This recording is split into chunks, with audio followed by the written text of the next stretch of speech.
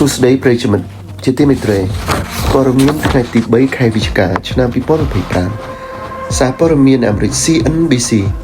ប្រធានាធិបតីអាមេរិកលោក Donald Trump បាននិយាយថាសមាភិកីចិនរបស់លោកគឺលោក Xi Jinping បានធានាដល់លោកថាទីក្រុងប៉េកាំងនឹងមិនព្យាយាមបង្រួបបង្រួមតៃវ៉ាន់ជាមួយចិនដីគោកទេខណៈពេលដែលមេដឹកនាំសាធារណរដ្ឋកំពុងកាន់តំណែងលោក Trump និយាយនៅថ្ងៃអាទិត្យនេះថាបញ្ហាដ៏ចម្រូងចម្រាសយូរអង្វែងរបស់តៃវ៉ាន់មិនដែលលើកឡើងជាប្រធានបទនៅពេលដែលលោកបានជួបជាមួយលោកស៊ីនៅប្រទេសកូរ៉េខាងត្បូងកាលពីថ្ងៃប្រហ័សសប្តាហ៍មុន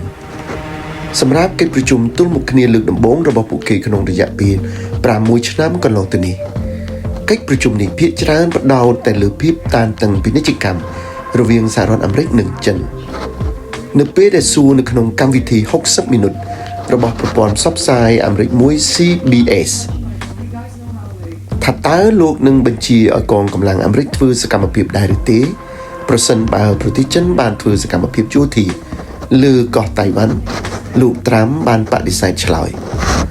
សហរដ្ឋអាមេរិកក្រោមរដ្ឋបាលទាំងសាធារណរដ្ឋនិងប្រជាធិបតេយ្យបានរក្សា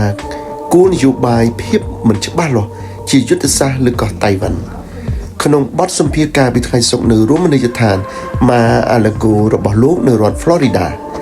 ដោយបន្ថែមថាខ្ញុំមិនអាចបង្ហាញអាថ៌កំបាំងរបស់ខ្ញុំបានទេភាគីម្ខាងទៀតអាចនឹងដឹងហើយប្រធានាធិបតីអាមេរិកបានអះអាងថាលោកស៊ីនិងអ្នកដែលជិតស្និទ្ធនឹងលោកបាននិយាយដោយបើកចំហថា